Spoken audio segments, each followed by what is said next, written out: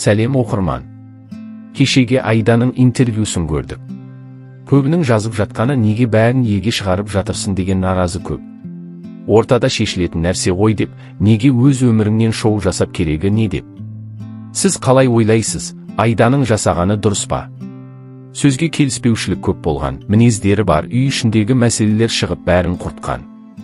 Нұрдәулет қайта өзін бір қолға алса, Айда екеуі қайта қосылатын секілді.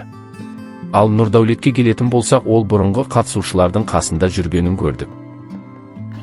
Қасымға қосылатқандар Нұрдәулет, қалайсың? Бәрі жақсы ма? Зухра, Бексұлтан, Шерхан, Бота, Асел, Ізбасар сияқты қатысушылар. Нұрдәулетке қарасақ ештеңе болмағандай күліп ойнап жүр. Айда жайлы ешқандай пікірде айтпады. Зухра болса Нұрдәулетті белгілеп бір пікірін қалдырды. Тезірек қосылып табысып кетсін Айдамен. Бұл екі жігіттің басынан не өтпеді? Біреуі қаңтар оқиғасын, бірі ақпан оқиғасын өткізді деп Нұрдәулет пен Бексұлтанды белгілеп кетті. Уақытқа бердік, мүмкін қайта қосылып кетер. Шымның көңіліне тиген келмейді, енді біреудің отбасына араласып деген сияқты барлығы жақсы. Барлығы біздің отбасымызда да болды қаңтар оқиғасы болған. Одан кейін бірге тұрып отырмыз, так что.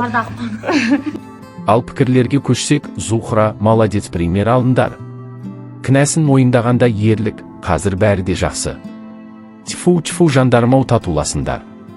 Екеуі де сау сиырдың боғы емес.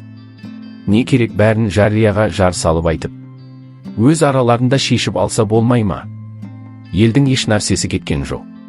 Жақсылап тілдерін екеуіне де сұқты жандарыңды ауыртып. Өзгерген не бар еш нәрсе, әрі кетсе бір ай айтар. Әрі қарай қызық емес сендердің өмірлерің. Басқа тақырып тауып алады. Онан да тыныш екеуің отырып мәселені шешіп алыңдар. Негізі Айда көкбет қой. Қосылайықта өзі Нұрдәулеттің артынан қалмай қойған, артынан қуып көрді қой. Бірін бірі біліп үйленді ғой, не керек жариялап. Тидің бе шыда дейді оқырмандар.